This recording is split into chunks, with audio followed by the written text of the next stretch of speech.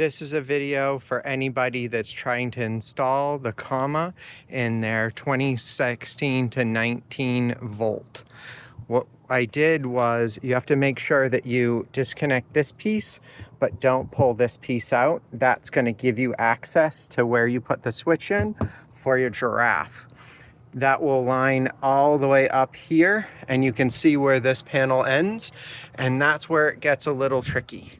So the best run that I did was I could run it all the way up through the head lining over the B pillar here. I just had to start on the front seat, and I had to use a wire hook to go through here behind the B pillar and get all the way back to the back end so that the whole thing is above the headrest and the headliner. No signs, nothing running down below the seats, nothing in the way.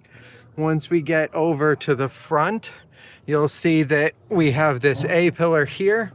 The A pillar here will go in behind. You can see that behind here is where it comes into the junction for the circuit. And that's where you'll see this wire is how I ran it. And that you can put your overrun, and then you can come right down to the bottom and you'll see that connects right in here. I ran back up through for the connection to the comma, and then I come up through the pillar and I could tuck it just up under the front of the glass. And that gave me the ability to bring it all the way around the headrest, and you'll see that it pokes out right here. This is where I got it cleaned up really, really well. So we come out here and I could tuck it. I've actually given it a little bit of leeway now. It used to have it tucked a little better underneath because I've been hanging my parking pass from it. But I used a simple twist tie in behind to be able to like really tuck the wire, the USB-C, all the way up to get right into the back of the autopilot itself.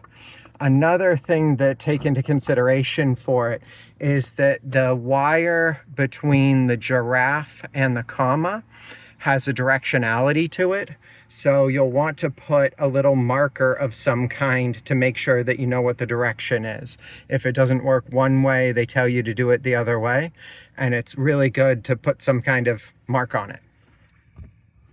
Once that gets loaded in, with this Volt, the on-off switch is the guy that makes the one with the integrated switch, and I loaded that in on the bottom here so that you can just pop out from behind. He has his walkthrough on how to do it, and all in all, it creates a very clean setup. The biggest portion of it, since you put your foot here, is that you've got to get this to tuck in well on the back, and if you've been in and out of going to in for service, you'll want to have this out in front, but otherwise I tuck this all up in behind.